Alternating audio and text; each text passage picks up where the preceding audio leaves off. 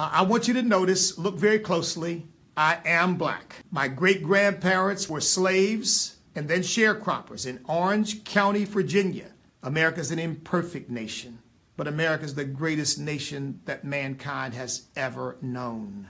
And the people who have benefited the most. Now, I'm blessed. There's no question about that. I practice law. I pastor a church. I run an organization. I graduated from Harvard Law School. My father had a 6th grade education. But unlike these airheads, I'm grateful for the opportunities I've been given in the United States of America because I know they wouldn't likely have been available anywhere else on the face of the earth. And I'll tell you what, these millionaires living in their mansions, they wouldn't be doing that anywhere else on the face of the earth either, would they? They can't do anything else for the most part. They're not rocket scientists. They're not curing cancer.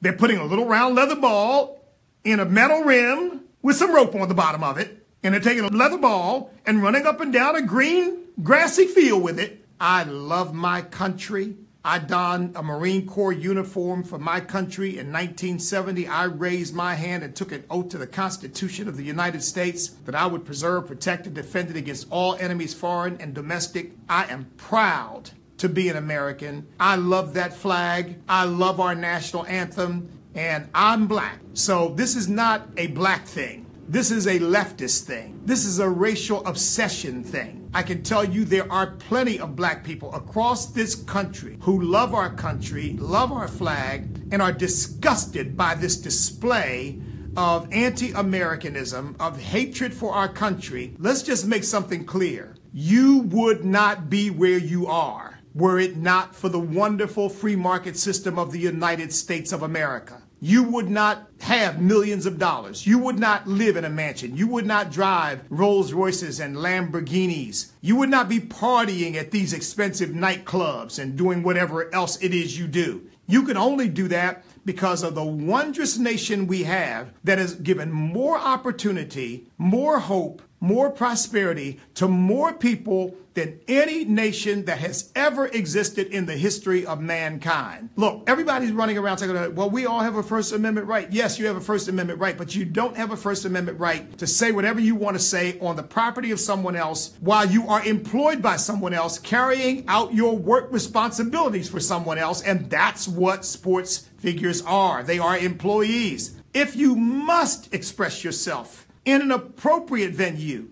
what you never do, no American should ever do, is go to a foreign country and use the platform that you have in a foreign country to criticize your own home. And that's what I think the Ravens and the Falcons did in Great Britain. They went to Great Britain, would not stand for our national anthem, but stood for Great Britain's national anthem. You know, people in Great Britain aren't citizens, they're subjects. Here you're a citizen of the United States of America with equal protection under the law. The history of Great Britain is it's a monarchy. I mean, didn't your mother or father teach you better than that? Would you go to your neighbor's house and spend your time at your neighbor's house telling everybody how bad your family is and how messed up it is and the mistakes they've made and the things they've done and how you don't respect your mother or don't respect your father? It's the same principle. And you don't go to a foreign country and use that as an opportunity to denigrate your own country. But if you're going to do it, have the courage of your convictions and don't come back. Stay there if you think that's so great. Stay there if you think America's so bad. I mean, you sports figures have enough money. You could just leave. Renounce your American citizenship and go somewhere else. Those of us who love our country, we know we're not a perfect country, but we love our country. We want to work together to solve our problems. And we know we can't solve our problems by denigrating the very symbols that unite us. There is no epidemic of police brutality against black people. Now, I know that contradicts all of the orthodoxy and the narrative, but it's just the truth. And all you've got to do is look at the data. Now, if you want to look at a liberal media that will take every incident and blow it up as if this is happening every second, well, you can think that way. But if you actually want to take a cold, hard look at the data, the actual facts, there's no such thing. Varies, of course, from year to year, but an average of about 2.73 million black people are arrested every year. about twice as many white people. So 6.77 million white people arrested every year. Out of that, about 400, the suspects who are confronted by police and end up in confrontations with police. Now, this is the number of the anti-police crowd.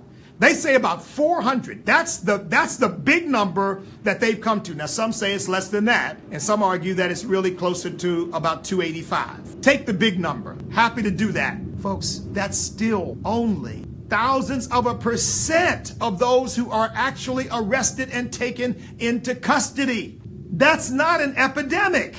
Twice as many white people are killed in confrontations with police, but you won't hear about that from the mainstream media because they're interested in pursuing this narrative of racial division. You say, well, there's still an overrepresentation of black people are being killed. Yeah, but there's an overrepresentation of black people committing violent crimes too. Just look at the Bureau of Justice statistics. That's the fact. Black men commit a disproportionate number of violent crimes. You may not like to hear that, but it's the truth. And if you want to deal with it, what we've got to do is get men to take responsibility for their children and get back in the home and start teaching their children right from wrong and start telling their children to stay out of the clutches of the police.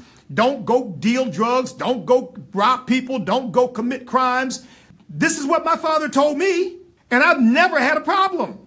And I just look just as black as any other black person. There are people who don't want to take responsibility for their lives or anything else, and it's got to be somebody else's fault. So if there is a police problem, and I'm not saying that no police officer's ever done anything wrong, no police officers ever behave racially. I'm not saying that. I know better than that. What I'm saying is statistically, there is no epidemic of police brutality. There's an epidemic of black on black crime and murder. That's the real problem, but you don't want to talk about that. 400 annually out of almost 3 million arrests, 400 people in confrontations with police, black people, end up dead. A minuscule number. But you've got 7,000 a year that are murdered in the inner cities of this country, and we can't talk about that because that's not the racial narrative we want to pursue. 500 dead in Chicago already this year. No big deal. It's okay if 7,000 die a year. We can't talk about that because that might put responsibility on the black people who are responsible for these murders. No. We got to talk about the police officers. You know what? If we could eliminate every death of every black person at the hands of a police officer, eliminate all of them, so we just made them go away, just completely go away, you'd still be left with a massive number of black people dying every year. We love our country more than we love football. And if you're going to treat our country this way, you are not going to get our dollars in your stadiums. And you can figure out how you then make the money you've been making off of us by spitting in our faces, because that's exactly what, every time I see it, to me, it's like spitting in my face as an American. We're not a perfect country, no, but we're the best there's ever been. And you know what? If we can get rid of some of these people who hate us so much, who live right here, we can keep getting better.